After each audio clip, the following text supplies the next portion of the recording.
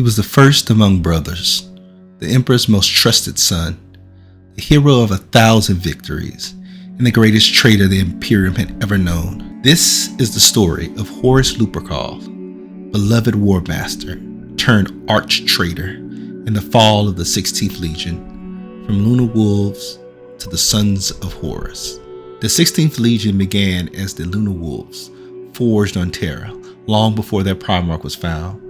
They were the Emperor's spearhead during the Great Crusade, fast, precise, and utterly ruthless when needed. Their tactics favored rapid strikes, decapitation assaults, and overwhelming momentum. They were direct and brutal killers. They would sacrifice their bodies by the thousands to destroy their enemies. When Horus was finally discovered on the world of Chthoniya, the Legion met its true father. Chthoniya had forged Horus into a survivor, and the Emperor's touch transformed him into a brilliant leader. Under Horus, the Lunar Wolves become unstoppable, the perfect legion for a galaxy-spanning conquest. These 160,000 Marines were supported by massive fleets, elements of Imperial Army and Legio Titans. They used all the tactics available to the Legion, preferred the killing strike of overwhelming spearhead attacks with boots on the ground. The Lunar Wolves would become one of the most decorated legions during the Crusade. Horus was the first and most beloved of the Primarchs. His bond with the Emperor was deeper than the other sons, more than loyalty, almost friendship. He would spend years alone with the Emperor before finding any of his brothers.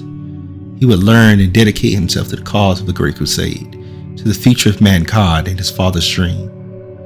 When the Emperor decided to return to Terra to pursue his secret projects, including the Webway, he named Horus Warmaster, Supreme Commander of the Great Crusade.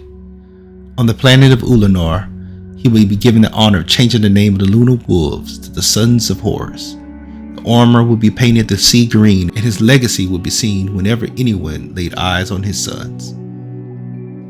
Many brothers respected him. Others resented his sudden elevation. Yet Horus seemed to wear his mantle well, charismatic, inspiring, and wise in war. For a time, the galaxy believed that the Warmaster would carry the Emperor's dream to completion. Horus's word would be law, and none beside the Emperor himself would be able to deny it. Yet with his elevation, Horus himself would have a hint of melancholy. For the first time in the Crusade, he would not be fighting alongside his father.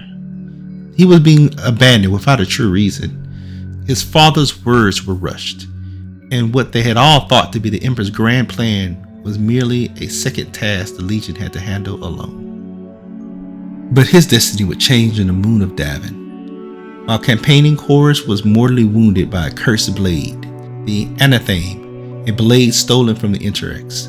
His warriors, desperate to save their beloved lord, brought him to the Serpent Lodge, a cult promising healing.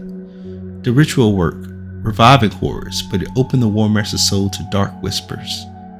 Chaos, the hidden gods beyond the veil, began to corrupt him, feeding on his doubts, on his pride, on his love for humanity.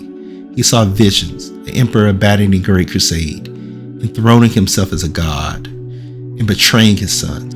Horus would see a future where the Imperium is rotting from the inside. Heathen worshippers would venerate the Emperor. They would praise a handful of his sons in golden statues. But where was Horus's statue? Who would recognize the blood and toil he put to end the Great Crusade? Would Horus only be a tool for his father to use and discard? Whatever true or twisted lies Horus believed, and he would not let such a future become true. He would steady his heart and do what needed to be done for humanity's future. Soon after the Legion change, the proud Lunar Wolves truly became the Sons of Horus, renaming themselves to honor the Warmaster rather than the Emperor. The heraldry of the Horus's Eye was more than symbolism. It was allegiance, a declaration that the 16th Legion belonged to the Primarch and no longer to the Dream of Terra. Horus's fall was not a single moment. It was slow corrosion. He felt abandoned when the Emperor left the Crusade unfinished. He feared what the future held if the Imperium became a stagnant empire ruled by bureaucrats instead of warriors. And he was manipulated by Erebus of the World Bearers, who whispered the promises of chaos and the twisted visions of betrayal. In his heart, Horus became to believe he was saving humanity, that only he could stop the Emperor becoming a tyrant god. But in truth, the gods of chaos had claimed the Warmaster as a champion. The Four poured their influence and power into Horus. He would slowly become the most terrifying creature in the universe, holding powers of both the material and immaterial realms. The first blood came at Isstvan V, where Horus would orchestrate a culling of the ranks of the Emperor's children, Death Guard, World Eaters, and his own Sons of Horus. These legions would be separated legendary by legendary and sent to the planet to put down a so-called rebellion. Horus unleashed a virus bomb on his own loyal warriors, purging those who would not betray the Emperor. With the massive loyalty shattered, Horus gathered other discontented brothers, Logar, Alpharius, Perturabo, and Kurz. Together they plotted to strike at the heart of the loyal legions. Their trap was laid on Isstvan V. Loyal forces included the Salamanders, Iron Hands, and Raven Guard landed on the ash-choked fields of Isstvan V, believing Horus would face them openly. Instead, the skies turned black with treachery. The traitor legions, Word-bearers, Night Lords, Iron Hands, and Alpha Legion turned their guns on their unsuspected brothers. Instead of reinforcements, they met with the shock and horror of betrayal. Bolters and bombs would ravage their bodies as the horrors of the Lost Brotherhood tore at their souls.